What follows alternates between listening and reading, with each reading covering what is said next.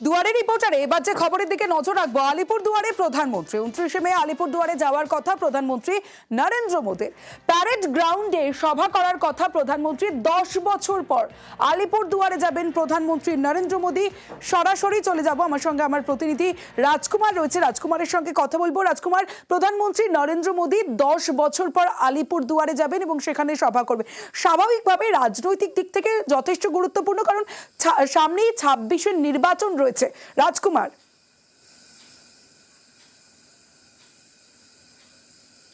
একদমই তমশ্রী, দেখো কার্যত বিজেপি কিন্তু স্বীকারও করেছে যে 26-এর নির্বাচনের দামামা প্রধানমন্ত্রী আলিপুরদুয়ার শহর থেকেই বাজিয়ে দেবেন। এর আগে কিন্তু যখন গুজরাটের মুখ্যমন্ত্রী ছিলেন নরেন্দ্র মোদী, সেই সময় 2011 সনেও একবার আলিপুরদুয়ারের মাদারিহাটে এসেছিলেন নরেন্দ্র মোদী। তারপর 2016 সালে প্রধানমন্ত্রী হওয়ার পর 2016 সালের বিধানসভা নির্বাচনের প্রচারেও কিন্তু জেলার বীরপাড়াতে কিন্তু এসেছিলেন নরেন্দ্র মোদী। 2016 সালের পর আবার 10 বছর পরে এবার একেবারে আলিপুরদুয়ার শহরে, এবং যেটা এখন পর্যন্ত খবর যে আলিপুরদুয়ার শহরের যে প্যারেড গ্রাউন্ড, সেখানেই কিন্তু যে দলীয় জনসভা, সেই দলীয় জনসভাতেই বক্তব্য রাখবেন নরেন্দ্র মোদী। তমশ্রী, বেশ রাজকুমার। সিন্দুর অপারেশন পরে এটা প্রথমবার যে আমাদের মাননীয় প্রধানমন্ত্রী আলিপুরদুয়ার বুকে আসতে চলেছেন আগামী 29 তারিখ। উনি আগ্রহ প্রকাশ করেছেন যে বাংলার বিভিন্ন জায়গাতে যাবেন, সেখানে আলিপুরদুয়ারকেও বেছে নেওয়া হয়েছে। এটা আমাদের সৌভাগ্য। আলিপুরদুয়ার জেলা হওয়ার পরে আমাদের মাননীয় প্রধানমন্ত্রীর আলিপুরদুয়ার জেলায় আসার আগ্রহ প্রকাশ করেছেন। তাই আমরা আমাদের যারা নেতৃত্ব আছেন সকলেই মিলে আমরা মাঠ পরিদর্শন করছি, কোন জায়গাতে মঞ্চ করলে কিভাবে কি করলে যাতে সুন্দরভাবে মানুষ যাতে মাননীয় প্রধানমন্ত্রীর বক্তব্য শুনতে পারবেন। কখনো নরেন্দ্র মোদী, কখনো অমিত শাহ বা সারা ভারতের যারা ছিল তারা তো ভোটের সময় পশ্চিমবঙ্গে ডেলি প্যাসেঞ্জারি করেন। তো সুতরাং তারা বারবার আসেন, কুৎসা করেন। বাংলার মানুষ তাদের বন্ধু বলে মনে করেন না। নরেন্দ্র মোদী যদি বাংলায় আসেন, সভা করেন, আসবেন, কিন্তু বাংলার মানুষের কাছে তো প্রশ্ন থাকবে যে 1,70,000 কোটি টাকা আপনি দিচ্ছেন না কেন? সারা বাংলায় যারা গরিব মানুষ কাজ করেছেন 100 দিনের টাকা দিচ্ছেন না কেন? কেন মমতা ব্যানার্জিকে দিতে হলো? আবাসের টাকা দিচ্ছেন না কেন? বাংলার বিরুদ্ধে বৈষম্য, বঞ্চনা, অবহেলা, কুৎসা, প্রতিহিংসা, এই সমস্তগুলো করে তারপরে এসে এখানে নাটুকে বক্তৃতা দেয়া বাংলায় এর কোনো প্রভাব পড়বে না। এবার বীরভূমের দিকে নজর রাখবো, কারণ বীরভূমের নিরাপত্তায় জোর পুলিশ প্রশাসনের। বীরভূমে ভাড়াটিয়াদের তথ্য সংগ্রহ শুরু। এবার প্রথম ধাপে সিউড়ির ভাড়াটিয়াদের তথ্য সংগ্রহ। সোশ্যাল মিডিয়া, পুরসভার ওয়েবসাইট মাইকিং করে কাজ চলছে। সরাসরি চলে যাব, সুপ্রতিম রয়েছে আমার সঙ্গে। সুপ্রতিম, প্রশাসনের এই উদ্যোগ কেন?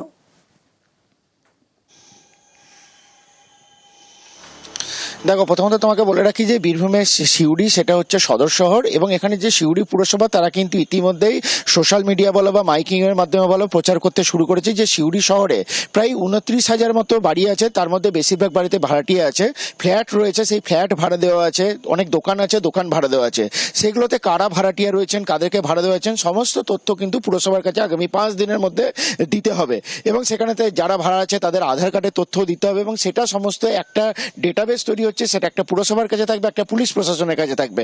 এবং আগামী দিনে বীরভূম জেলার 6টা পুরসভা এবং কি সমস্ত পঞ্চায়েতে কিন্তু যারা ভাড়াটি আছে তাদের তথ্য রাখা হবে, শুধুমাত্র বীরভূম জেলাবাসীর নিরাপত্তার স্বার্থে। কারণ অনেকে বাইরে থেকে এসে বসবাস করে, কোথায় ধরনের কোনো অপরাধমূলক কাজ হচ্ছে কিনা সবটা দেখবার জন্যই এই উদ্যোগ নিয়েছে বীরভূম জেলা পুলিশ প্রশাসন। বেশ সুপ্রতিম।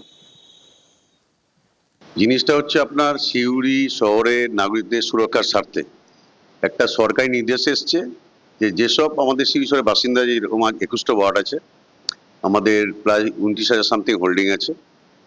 বিভিন্ন শহরে যারা বাসিন্দা, যারা ঘর ভাড়া দিয়েছে, তাদের তথ্য আমাদের কাছে রাখতে হবে।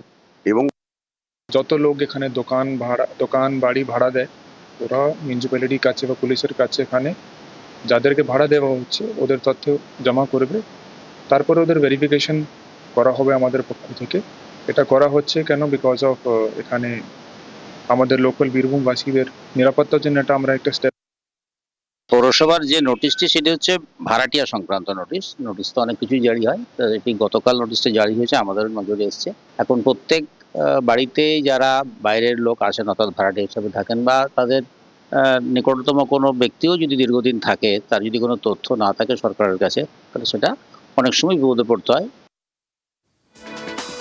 হাওড়ায় জেলে বসে তোলাবাজি, এই খবর নিউজ 18 বাংলায় আমরাই দেখিয়েছিলাম। আর নিউজ 18 বাংলার খবরে যে হাওড়ায় জেলে বসে তোলাবাজিতে এবার ব্যবস্থা, জেলের ভিতর তোলাবাজির খবর সম্প্রচার করে নিউজ 18 বাংলা এবং তারপরেই ব্যবস্থা।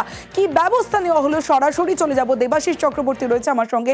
দেবাশিস, আমরা খবর দেখিয়েছিলাম এবং তারপরে নিউজ 18 বাংলার খবরের জের হাওড়ায় জেলে বসে তোলাবাজিতে ব্যবস্থা, কি ব্যবস্থা নেওয়া হলো? দেখো, অবশ্যই সেটা কি ব্যবস্থা বলবো না নড়ে চড়ে বসলো প্রশাসন, সেটা নিয়ে একটা কথা থাকবেই। মূলত আমরা গতকাল যখন এই খবর দেখাই তারপর থেকে কিন্তু তৎপর হয় হাওড়া সিটি পুলিশ এবং জেল কর্তৃপক্ষ। আমরা যেটা খবর পাই সেটা হচ্ছে হাওড়া জেল সুপারিনটেন্ডেন্ট দেবাশিস চক্রবর্তী তিনি জিৎ দাসকে, অর্থাৎ যিনি অভিযোগ করেছিলেন যার দাদা এই মুহূর্তে জেলবন্দি, যাকে কয়েক হাজার টাকা দিতে হয়েছিল তার দাদাকে সুস্থভাবে থাকার জন্য, তাকে আজকে ডেকে পাঠিয়েছিল জেল সুপারিনটেন্ডেন্ট। তার সঙ্গে যাবতীয় কথাবার্তা বলেন এবং কোন নাম্বার থেকে ফোন, কতবার কাকে কতদিন টাকা দিতে হয়েছে, পুরো বিষয়টি কিন্তু তিনি আজকে সেখানে লিপিবদ্ধ করে। ঠিক তার পাশাপাশি আমরা জানি যেহেতু জেলের বাইরের অংশটি হাওড়া সিটি পুলিশের অন্তর্গত, হাওড়া সিটি পুলিশের গোয়েন্দা বিভাগ কিন্তু নড়ে চড়ে বসেছে। ইতিমধ্যে যেই মহিলা বেলুড়ে যার কাছে টাকা যেত বা ইউপিআইতে, সেই মহিলাকে ডেকে পাঠানো হয়েছে এবং সেই মহিলাকে জিজ্ঞাসাবাদ, তার থেকে লিখিত একটি অভিযোগ দায়ের করা হয়েছে। তার পাশাপাশি তার যে ব্যাংক অ্যাকাউন্ট ডিটেল, সেই ব্যাংক অ্যাকাউন্ট ডিটেলও কিন্তু সংগ্রহ করেছে গোয়েন্দা বিভাগ। অর্থাৎ তার কাছে টাকা যাওয়ার পাশার পর কোথায় কোথায় টাকা যাচ্ছিল সেটিও কিন্তু খতিয়ে দেখা হচ্ছে। ফলে বলা যেতেই পারে তোলাবাজি ঘটনা কিন্তু সাময়িকভাবে জেলে বন্ধ হয়েছে নিউজ 18 বাংলার খবরের জেরে। বেশ।